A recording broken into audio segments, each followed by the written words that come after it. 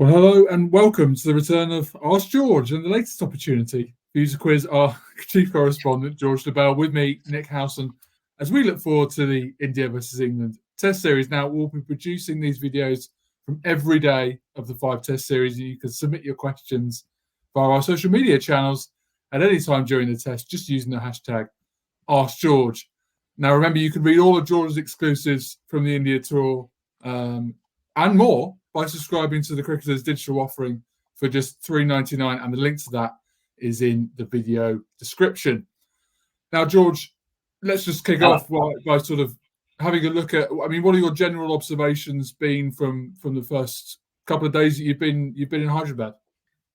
Yes, hello everybody. I mean, the first couple of days have been really interesting. England look thinner, slimmer, fitter in the nets than they have for some time. I thought that was interesting because I thought they went into both the World Cup here and the Ashes looking, I don't know, slightly off the pace. They were 2-0 down in the Ashes before they started playing well. Their first 3 or 4 games of the World Cup, they didn't play very well. It looks as if there's been a sort of collective understanding that wasn't quite good enough, and they look better. Ben Stokes has lost the best part of 10 Ks. Ollie Robinson looks thinner and fitter. James Anderson looks stronger. Jack Leach too. So that's all really encouraging. Clearly, the start, these first couple of days has been overshadowed by the Shoaib Bashir story, which I think is really sad on quite a lot of levels. I think it's sad because he's a 20-year-old fella who's, would have been enjoying the first days of his international career. I think there was a chance that he could have played. And I also think, it's another example of probably increasing divides between communities, and sport could do so much better than that. I mean, we're talking about him as a guy of Pakistani heritage. He's never had a Pakistani passport. He's born in Surrey, plays for Somerset. I don't know. You go back far enough, we're all African, aren't we? I don't know at what stage these things become political or really practical, and it feels like he's a pawn in a much bigger game, and that, I think is regrettable. Does it feel like a big deal? This is meant to be a 5-test series, a glamour tie between 2 of the big 3 men's nations. Does it feel like does it feel big to you while out there? It's quite hard to tell because I don't know how many people are going to be at the games. It doesn't feel massive. It's not like everyone you bump into is talking about it. But that is quite often the case these days with Test cricket. Look, it's really unfortunate that Virat Kohli's not playing. He's obviously one of the huge draw cards. So I don't know yet. My own feelings are that a 5-test series is a bit much. I don't know that seeing England playing 5 tests in India is going to be the most entertaining thing. Even though this England side is entertaining, I'd just be really pleasantly surprised, if they can compete and keep the series alive for those 5 tests. You could do it in England, but I don't know that England travel well enough to make 5-test series in either Australia or India particularly good for Test cricket. Have the last Ashes tours be good for Test cricket in that way? Personally, I'm not sure they have been. So I've got some trepidation about that, to be honest. But the England team are fun, aren't they? I mean, this selection today is so bold, so unique, I think. It's just a reminder of the way they're going to go about things. They're going to attack it, and that will be, whether it works or not, really entertaining. So, there's lots to look forward to, but I don't know how important it is. I don't know how, well, it's clearly important, but I don't know how much it has captured the public consciousness. Let's move on to some questions that we've had in from our readers, and we'll start with Malcolm Purvis, who asks, "You've seen the pitches, or you've seen the pitch certainly. How important will the toss be?" Oh, so the toss is very important. I wouldn't exaggerate how close a look I've had at the pitch. Yeah, I mean, there was I don't think I was meant to go out. I don't want to be a bad guest. It doesn't, from a distance, look bad at all. But I'm told they say it's dry and it's been selectively watered, and we're in India. You expect pitches to turn a bit at some stage, don't you? But if you look at the scores of other tests that have been here, there's nothing particularly dramatic about them. Big first innings runs, getting more difficult as it goes on. It doesn't look to the. I'm quite a long way away, but it didn't look that bad to me. It didn't look as if it was. It didn't look like the pitches that we saw on the last tour here. This sort of COVID tour, which became very, very spin friendly after the first test. Didn't look that extreme. And the funny thing is about that if they were extreme spinners, it might actually, in an odd way, play into England's hands, because I'm not sure. Indian spinners are going to be good whatever you do, whatever surface. Ravi Ashwin's fantastic. That I think he'd be hard work wherever you faced him. But I think England spinners might need a bit of assistance to be dangerous. And if it was a real sharp turner, Hartley, for example, Tom Hartley comes into the game much, much more. So it's an odd situation where England might be hoping that it turns more than they normally would. The point being that the more you bring in the more variables there are in a contest, the more likely you are to get a range of possible outcomes extends, I guess. Well, if you're not a massive spinner on the ball, I don't think Hartley or Leach are particularly big spinners of the ball. No. Things like natural variation and a sharply turning pitch bring them back into the equation. Yeah, so who knows? But I think that England have never gone into a game with just one seamer before. So it's a really, really brave selection. Neil Varani asks, England's absences seem to have clarified selection issues, whereas India's may have caused selection headaches. So advantage England? Well, definitely not advantage. And I'm sure he means that tongue in cheek. Look, no one thinks that England are. No one does, do they? So I don't think anyone thinks England have advantage. I know what he means. I suspect that Folkes is going to keep anyway. I suspect it's Johnny Bairstow who is or Ollie Pope who is the beneficiary of Harry Brook going home. So but you're right. It made it quite simple in that way. But in terms of whether Shoaib Bashir would have played, look, it was unlikely. But had he really impressed in these 3 days of training, it absolutely could have happened. It could have happened. So that's a shame, but I think they knew what they were going to do anyway, to be honest. And I think they may have been just a bit predetermined with this one seamer selection. Anyway, because I think I mentioned it in my piece yesterday, didn't I? That it was looking, that was the talk that you were hearing, that they were thinking of doing it. And it's very brave. In terms of India, any side without Mohammad Shami and Virat Kohli might well get into World 11s. They're fantastic players. So to lose them obviously makes them a bit weaker, but the depth in talent is crazy. So India aren't quite as strong as they were. The batting in particular doesn't have the experience and the absolutely proven track record that has been there in the past, but it's still pretty strong. And the attack, whatever they do, is still awesome. So no, I wouldn't say advantage England. Danny asks, how scared are India's batters about having to face Shoaib Bashir out of 10, with 1 not being at all and 10 being totally ridiculous, like trying to stop him entering the country? Yeah, I suspect that it doesn't have anything to do with that. I did see a couple of Somerset supporters suggesting that India were running scared from Shoaib Bashir. I don't think that's what it is. I don't think, but let's see. Maybe I do think he's quite interested. He's got quite a lot to offer. There is a bit of Ashwin in him. I mean, not with all those skills, but the sort of basic game. And he can't bat as well as Ashwin as well. That's the other thing. But he looks like a good raw cricketer with a lot of talent, and you can sort of see why they picked him just about. I think we know that the relationship between India and Pakistan is poor, and they are perceiving Shoaib to be of Pakistani heritage, which he is up to a point, even though he's never had a Pakistani passport and was born in Surrey. It seems very much that being anti-Pakistan plays well to the electorate here.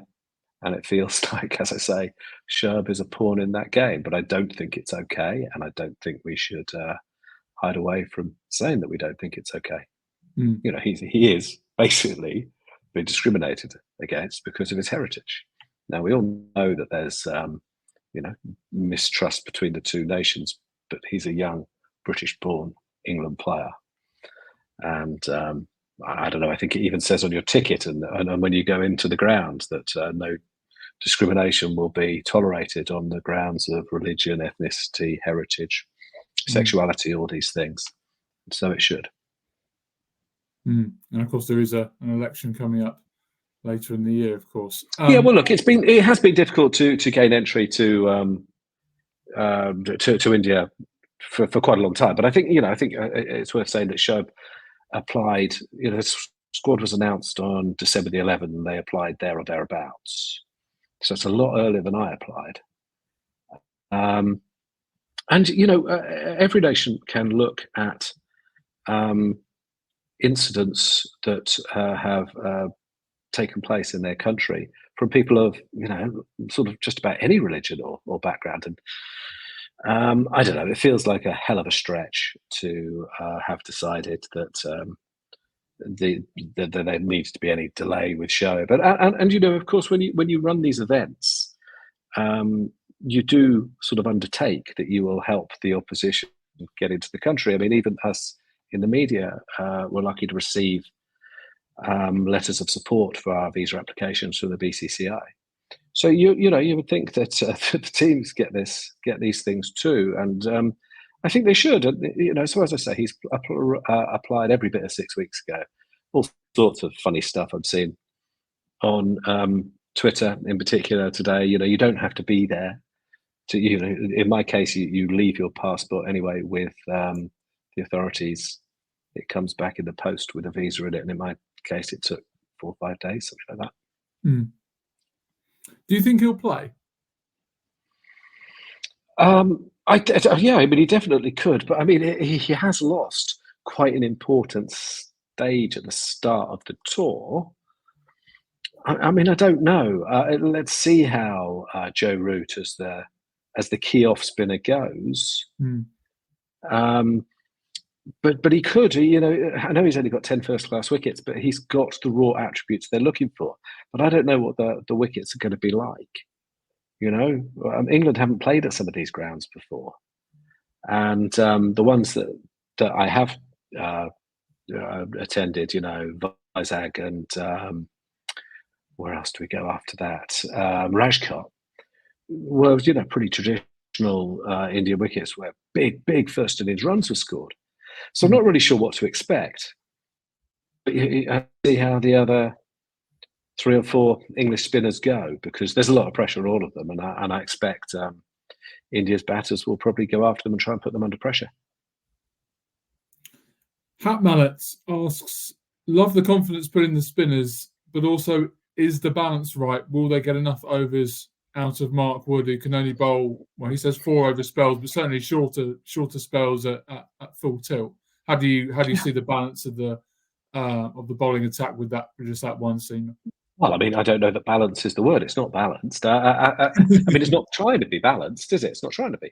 They have taken a judgment call in thinking the wicket's going to turn, and they have gone all in. But that's the Stokes-McCullum way, isn't it? They go all in. I think I've said this before. You imagine he would have very short nights in the casino. Just goes in, goes all in immediately, loses, and cheers, then he's home at 7:10. I don't know. Wood is a very interesting choice. It's a brave choice. We know that he offers an edge that no English bowler does release. Quickest English bowler I've ever seen, England bowler I've ever seen. And he can reverse it. But yeah, you're right. He's going to have to bowl in real short spells. But they would see such issues as negative. There isn't anyone else. I mean, people again and again are saying to me, "Oh, Stokes is going to bowl." He's really not. I mean, he hasn't bowled at all in training. He hasn't, not his spin, not anything. He's coming back from a serious injury. When was the last time you saw him bowl? The Ashes? At Lords, maybe? So it's a long time since he's bowled, and he said yesterday he's not even thinking of bowling, nowhere near ready for bowling. Not just his knee, his whole body. So I don't think he's going to bowl. I think it really is Mark Wood bowling 3-4 over spells, trying to make an impact, and those spinners are going to be rotated all day long. So it's a huge risk, but that's what this England side's all about, isn't it? It's the England side that keep declaring on the first day. They're a very, very bold side. I know people don't like to acknowledge it, but they're doing things in a way that hasn't been done before in Test cricket.